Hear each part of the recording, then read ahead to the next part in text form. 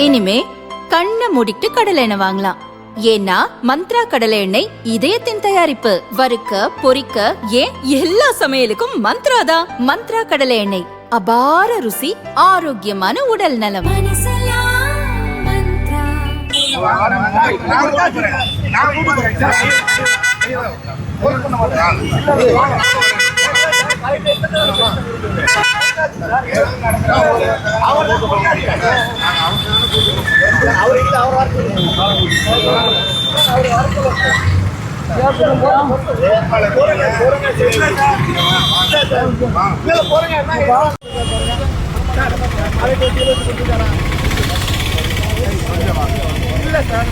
திமுக வேட்பாளர் செந்தில் பாலாஜியும் அதிமுக வேட்பாளர் அம்மன் அர்ஜுனனும் வாக்காளர்களுக்கு பணத்தை அள்ளி தெளிப்பதாக சுயேச்சை வேட்பாளர் வேல்முருகன் குற்றம் சாட்டினார்.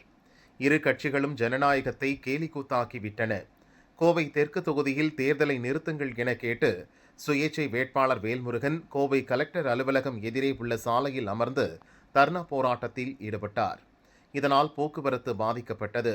கலெக்டரிடம் புகார் கொடுத்தும் எந்த நடவடிக்கையும் எடுக்கவில்லை. கலெக்டர் என்னதான் பண்றார் என ஆவேசமாக போலீசாருடன் வேட்பாளர் வாக்குவாதம் செய்தார்.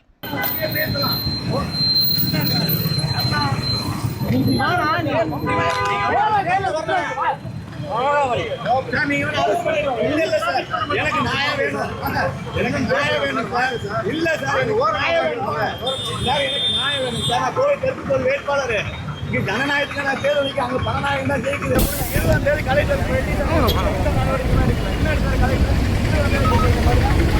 ஒரு நடவடிக்கை எடுக்கல. அப்ப கலெக்டர் என்ன பண்றாரு?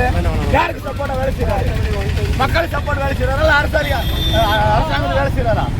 கட்சிக்காரங்க வேலை செய்யறாரா? இல்ல காசு இருக்கவன் தான் தேர்தல் நிற்கணும். அப்புறம் எங்க போன மக்களுக்கு சேவை செய்யணும். நாங்க என்ன பண்றது? நிக்க கூடாது. அப்ப உங்க பேர் என்னன்னா? நான் வேல்முருகன். ஆமா, வேட்பாளர் கோவை தெற்கு தொகுதி. அந்த பரபரப்பு முடிந்த சிறிது நேரத்தில் கோவை தெற்கு தொகுதியில் திமுகவினர் செய்யும் பணப்பட்டுவாடாவை தடுக்க கலெக்டர் பவன்குமார் எந்த நடவடிக்கையும் எடுக்கவில்லை என குற்றம் சாட்டி அதிமுக ஆதரவாளர்கள் கலெக்டர் அலுவலகத்துக்கு மிக்சர் பொட்டலங்களுடன் வந்தனர்.